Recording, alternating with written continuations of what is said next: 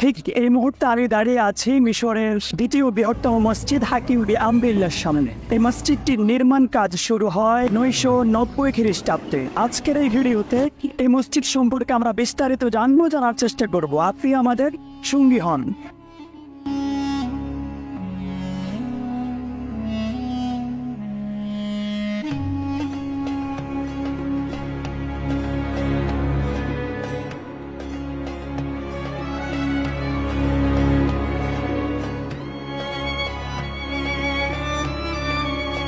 মিশরের ঐতিহাসিক দ্বিতীয় বৃহত্তম মসজিদ হাকিম বি-আমরিল্লাহ 990 খ্রিস্টাব্দে মিশরের পঞ্চম খলিফা আল আজিজ মসজিদটির নির্মাণ কাজ শুরু করেছিলেন। পরবর্তী 1012 খ্রিস্টাব্দে তার পুত্র ষষ্ঠ ফাতিমীয় খলিফা 16তম ইসমাইলি ইমাম আবু আলী মানসুরের শাসনামলে মসজিদটির নির্মাণ কাজ শেষ হয়। আবু আলী মানসুরের রাজকার্যের আনুষ্ঠানিক নাম ছিল আল হাকিম বি-আমরিল্লাহ। তার শাসনামলে নির্মাণ কাজ শেষ হওয়ায় একই নামে নামকরণ করা হয় ঐতিহাসিক এই মসজিদের।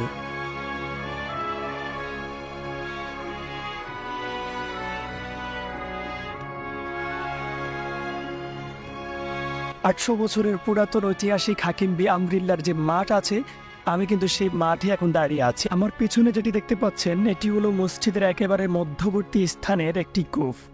মানুষজন কিন্তু এখানে ওযু করতে পারে এবং এর গভীরতাও কিন্তু অনেক বেশি। আমি যদি আপনাদেরকে একটু দেখাই তাহলে বুঝতে পারবেন।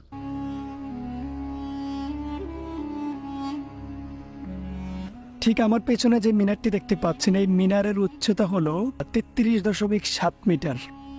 এটি হলো উত্তরের মিনার এবং এই দিকে যে মিনারটি দেখতে পাচ্ছেন, এটি হলো দক্ষিণের মিনার। এটির উচ্চতা হলো 24.7 মিটার। এগুলো কিন্তু অনেক পুরাতন মিনার। মসজিদের স্থাপনাকাল যখন থেকে শুরু হয়েছে, এই মিনারের বয়সও ঠিক তত বছর, অর্থাৎ 800 বছরেরও বেশি।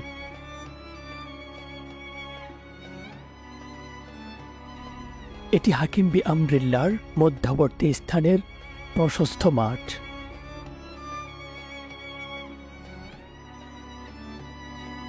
মসজিদ হাকিম বি-আমরিল্লাহর ভেতরে ওযু করার এরকম সুন্দর স্থাপনা আপনি দেখতে পারবেন এবং এখানে স্বচ্ছ পানির ব্যবস্থাও রয়েছে। আপনি চাইলে এখানে ওযু সেরে নামাজের জন্য প্রস্তুতিও নিতে পারবেন।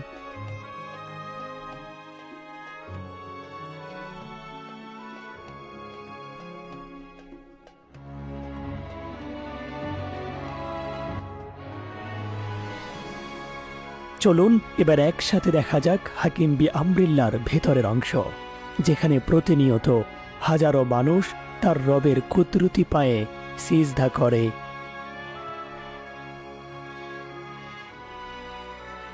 বলে রাখা ভালো, ঐতিহাসিক এই মসজিদটি নানান বছর ধরে ছিল পরিত্যক্ত অবস্থায়। পরবর্তীতে 2017 সালে মসজিদটির সংস্কারের উদ্যোগ নেওয়া হয়, যার জন্য বাজেট ছিল 28 মিলিয়ন মার্কিন ডলার। দীর্ঘ 6 বছর চলে এর সংস্কার কাজ। পরবর্তীতে 2023 সালের 27 ফেব্রুয়ারি এটি খুলে দেওয়া হয়, উন্মুক্ত করে দেওয়া হয় নামাজের জন্য। এতক্ষণ জুড়ে আলোচনা করা ঐতিহাসিক হাকিম বি-আমরিল্লাহ মিশরের দ্বিতীয় বৃহত্তম মসজিদ। এটির অবস্থান মিশরের রাজধানী কায়রোতে। এতক্ষণ জুড়ে ভিডিওটি দেখার জন্য আপনাদের সবাইকে জাযাকাল্লাহ। ভিডিওটি কেমন লেগেছে অবশ্যই মন্তব্যের ঘরে লিখে জানাবেন। আমি চাই বাংলা ভাষাভাষী মানুষের সামনে ইসলামের ঐতিহাসিক নিদর্শনগুলো বাংলায় তুলে ধরতে। এজন্য প্রয়োজন আপনাদের সাপোর্ট, আপনাদের ভালোবাসা। আমি আশা করছি আপনাদের ভালোবাসা পাবো, আপনাদের সাপোর্ট পাবো এবং চাইলে আপনাদের পরামর্শ দিয়েও আমাকে সহযোগিতা করতে পারেন।